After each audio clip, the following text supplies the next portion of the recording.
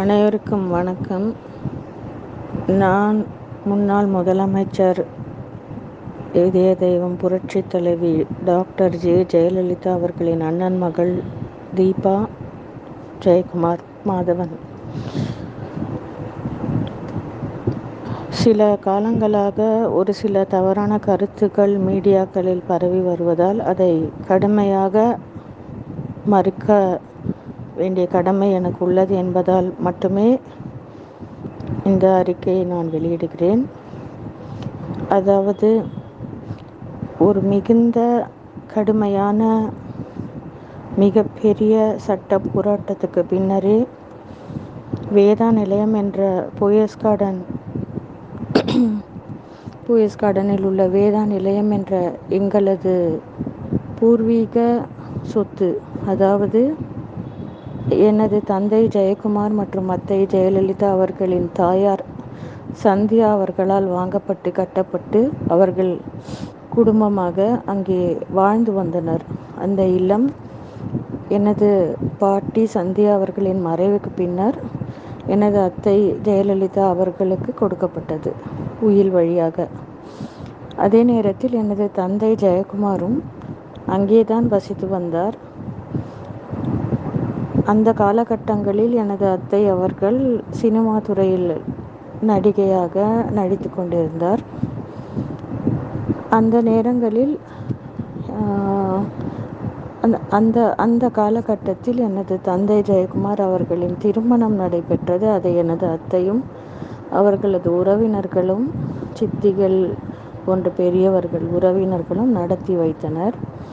அதன் பின்னர் எனது தாயார் விஜயலட்சுமியும் எனது தந்தை ஜெயக்குமாரும் எனது அத்தையுடன் அதே இல்லத்தில் கூட்டு குடும்பமாக தான் பல காலங்கள் வசித்து வந்தனர்.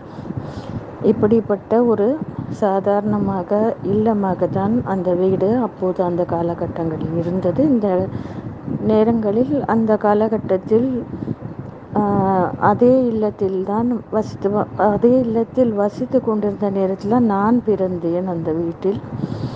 அதன் பிறகு ஒரு சில காலங்களுக்கு பின்னர் சாதாரண எல்லா குடும்பங்களிலும் உள்ளது போல் ஒரு சில மிகச்சிறிய கருத்து வேறுபாடுகள் காரணமாக எனது தந்தையும் தாயாரும் அந்த வீட்டை விட்டு வெளியே வந்தனர். அதன் பின்னர் டி நகரில் உள்ள இன்னொரு எங்களது மற்றொரு பூர்வீக இல்லமானது டி நகரில் உள்ளது. அங்கே தான் நாங்கள் வசித்து வந்தோம். இதற்கிடையே அவ்வப்போது அத்தை அவர்கள் அழைக்கும் போதெல்லாம் நாங்கள் அங்கே சென்று வருவோம். ஒரு காலகட்டத்தில் மறுபடியும் நீங்கள் இங்கேயே இருங்கள் என்று அவர் விரும்பியதால் அங்கே இருந்து வந்தோம். அதன் பிறகு அவர் அரசியலில் ஈடுபட்ட பின்னர் அங்கிருந்து முழுமையாக நாங்கள் வெளியே வந்துவிட்டோம். இதுதான் அந்த வீட்டில் நாங்கள் வாழ்ந்ததுக்கான எனக்கு தெரிந்த விஷயங்கள், எனது தாய் வழியாகவும் தந்தை வழியாகவும் தெரிந்த ஒரு சில விஷயங்கள். ஆகவே அது எங்கள் பூர்வீக சொத்து என்பதில் எந்த ஒரு கருத்து வேறுபாடும் யாருக்குமே இருக்க முடியாது. சட்ட ரீதியாக எப்படி ஆராய்ந்து பார்த்தாலும் அது பூர்வீக சொத்து தான். எனது பாட்டி அவர்களால் வாங்கப்பட்டது. அதன் பின்னர் எங்கள் அத்தைக்கு அவர் கொடுத்தார். அத்தை அவர்கள் திருமணமாகாதவர் என்பதால் எனது தந்தை வழியாக அவருக்கு ஒரே உடன்பிறப்பு சகோதரர்.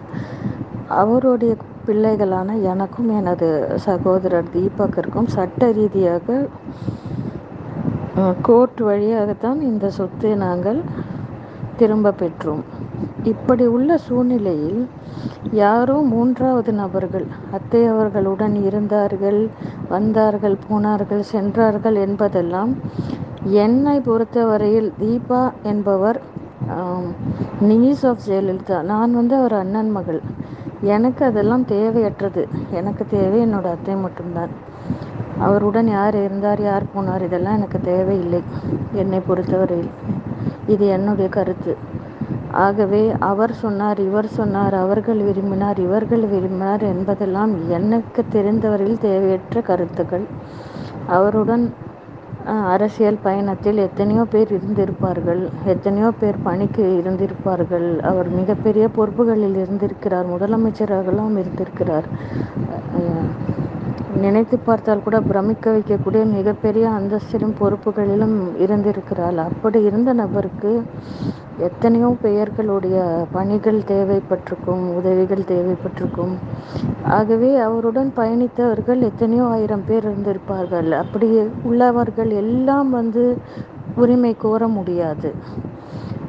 குடும்பத்திலோ குடும்ப அந்தஸ்தை பெறவும் முடியாது, குடும்பத்தில் உரிமை கோர முடியாது, அதே நேரத்தில் குடும்ப சொத்துகளிலும் உரிமைகள் கோர முடியாது. ஆகவே இதையெல்லாம் நான் கடுமையாக மறுக்கிறேன். அது யாராக இருந்தாலும் சரி, அவருடனே நாங்கள் பயணித்தோம் என்று சொல்லி கொண்டிருக்கும் சசிகலா அவர்கள் குடும்பத்தினர்களுக்கும் இது பொருத்தமானது.